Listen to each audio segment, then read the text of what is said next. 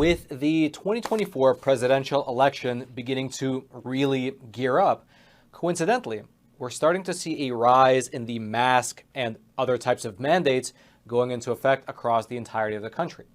Last week, on our very program, we already covered the mask mandates, which have gone back into effect at various schools, various businesses, and various hospitals, as well as the vaccine mandates that school kids are still having to deal with. However, since then, masks seem to have made a bigger resurgence. For instance, on your screen right now is a picture of Joe Biden. This picture is not from last year. It's not from 2020. It's not from 2021, but rather, this photo of Joe Biden wearing a mask was taken 2 days ago after he found out that his wife had tested positive for COVID. Likewise, you had a fascinating situation playing itself out over on The View. Take a look. As you can see, Whoopi is not here. She has COVID. Yes, it's back. It's back. It's back. But she's on the mend. She's on the tail end, and she'll probably be back this week. But sorry she's not here. For those of you who are looking forward to seeing her. After which, Whoopi Goldberg joined the show through video chat. I have COVID. I just have COVID. I'm still testing positive, apparently.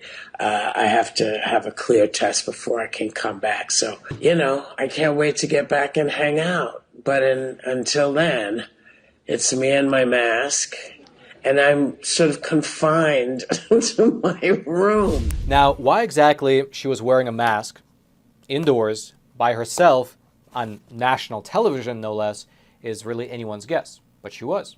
And indeed, right here in New York City, where we film our program, the local news outlets are beginning to prime people about the possibility of a return of the mandates. For instance, here's a clip from a local Fox News affiliate, and notice how the presenter uses the word forced when describing these mandates. COVID cases are on the rise across the nation and in our area, which means something many of us thought we'd seen the last of is back. Businesses, hospitals, even colleges, including one in our area, reinstating mask mandates. So will there be more to come as we head into the fall? And are people ready to be forced to mask up again? Are people ready to be forced to mask up again? That is, you can say, the million-dollar question. Now, it is worth mentioning that there is a rather sizable contingent of people, here in New York at least, who have never stopped wearing masks. On the subway, there are still plenty of people who have been wearing a mask since the year 2020, all the way up until today. However, the majority of people no longer do. And so, in order to get masks back into the national conversation, the proponents of masking recently decided to bring out the big guns. 82-year-old Dr. Anthony Fauci, the former chief medical advisor to Joe Biden. And if you've noticed, despite the fact that he was plastered on every television screen for the past 2.5 years, after he left the NIH back in December, well, we pretty much stopped seeing or hearing from Dr. Fauci at all. It almost felt like he rode off into the sunset, with the only thing to remember him by was his response to AIDS, COVID, and those dog experiments that most people don't talk about. However, with the resurgence of mask mandates across the whole country, well, Dr. Fauci has reemerged to justify mask wearing once again to the public. But what's truly amazing is that even the hosts over at CNN, who have been pushing forward the mask agenda for years, have done essentially an about-face. And now they are open to questioning the science, or lack thereof, behind these masks. Here's, for instance, an exchange that took place just 2 days ago between a host at CNN and Dr. Anthony Fauci. I'm going to refer to one of them. You've heard about it before. I heard about it from a number of radio callers. Brett Stevens in The Times talked about Cochrane. Put that on the screen. The most rigorous and comprehensive analysis of scientific studies conducted on the efficacy of masks for reducing the spread of respiratory illness, including COVID-19, was published last month. Its conclusions, said Tom Jefferson, the Oxford epidemiologist who is the lead author, were unambiguous. There is just no evidence that masks, make any difference. He told the journalist Mayan Demasi, full stop. But wait, hold on. What about the N95 masks as opposed to the lower quality surgical or cloth masks? Makes no difference. None of it, he said. Well, what about the studies that initially persuaded policymakers to impose mask mandates? They were convinced by non-randomized studies, flawed observational studies. How do we get beyond that finding of that particular review? Yeah, but there are other studies, Michael, that show at an individual level for individual. When you're talking about the effect on the epidemic or the pandemic as a whole, the data are less strong. But when you talk about as an individual basis of someone protecting themselves or protecting themselves from spreading it to others, there's no doubt that there are many studies that show that there is an advantage. When you took at the broad population level, like the Cochrane study, the data are less firm with regard to the effect on the overall pandemic. But we're not talking about that. We're talking about an individual's effect on their own safety. That's a bit different than the broad population level. That was possibly the most amazing answer I've ever heard from a government official, past or present. Basically, to counter the argument that the masks don't work at a population level, Dr. Fauci says that they still work at an individual level, meaning that when an individual person wears a mask, that person is somehow better protected. But when you scale it up and everyone wears a mask, it has no effect on the population. It's probably better not to think about that too much. It's also probably better not to look at this graph right here showing the COVID cases for states that had mask mandates compared to states that didn't have mask mandates, and how they pretty much are exactly the same. Furthermore, it's also probably a good idea not to look at the actual boxes that these masks come in, where they specifically say that they are not effective against COVID, because advertising laws here in the US force them to disclose such information to the end consumers. It's probably better not to look at that at all, especially on platforms like YouTube, which recently implemented medical misinformation policies, which make it such that if you go too far against the stance coming down from the WHO, your video will actually get taken down.